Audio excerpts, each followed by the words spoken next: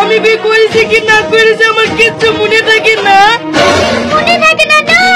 না দাঁড়া, তো বাপকে ডাকছি। তোমার এতগুলো বউ থাকা সত্ত্বেও তুমি আবার আমাকে বিয়ে করেছো। এইটাই তো আমার রোগ, বিয়ে করেছি কি না করেছি কিচ্ছু মনে থাকে না। না না, তোমার ভাত আমি খাবো না, আমি এক্ষুনি বাপের বাড়ি চলে যাবো।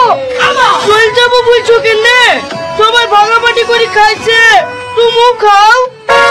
এই চুড়া, তুই আবার বিয়ে করলে চলে এসছি, তো লজ্জা লাগে না? আব্বা আবার কি বলছে? লজ্জা লাগলে আর বিয়ে করতু। জানি তোর লজ্জা ঘৃণা নাই। বৌমা, তোমাকে যা বলেছি তাই শুরু করো তো। ঠিক আছে আব্বা। এই তোর সবাই মিলে ধর তো, আজ ওর ঠ্যাং ভেঙে পঙ্ক করে ছুঁয়ে দেবো। দেখছি ও কি করে ডিং করতে যায়। ও নতুন বৌমা, তুমি আবার দাঁড়িয়ে কি দেখছো? যাও পা ভেঙে দাও গা, খেলার ভিতরে যেতে পারবে না। আশীর্বাদ করেন আব্বা, আমি আর পা জানে ভেঙে কুচি করে দিতে পারি।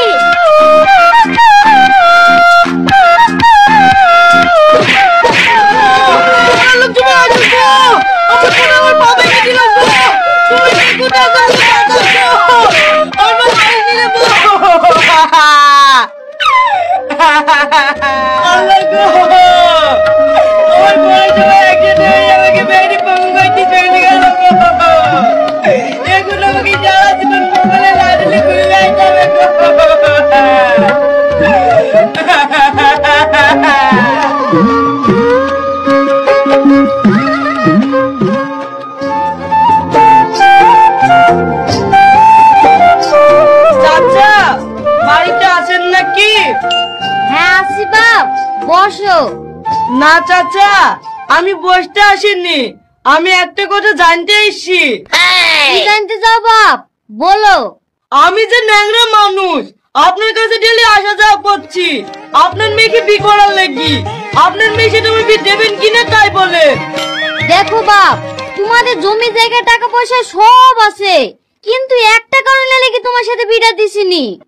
কি কারণ চাচা, একটু বলেন না। ভুলাভুলি বলতে গেলে এই যে তুমি নেংড়ি নেংড়ি হাঁটছো, তুমি কি গর্ভে থেকে ন্যাংরা নাকি অ্যাক্সিডেন্ট হয়েছিল? না না চাচা, আমি বিয়ে করবো না, আমার সব মনে পড়ে গেছে। বাড়িতে আমার ছোট বউ আছে, আমি মনে বলে বিয়ে করে ফেলি, ওরা সবাই মিলে আমার পাটা ভেঙে দিয়েছে।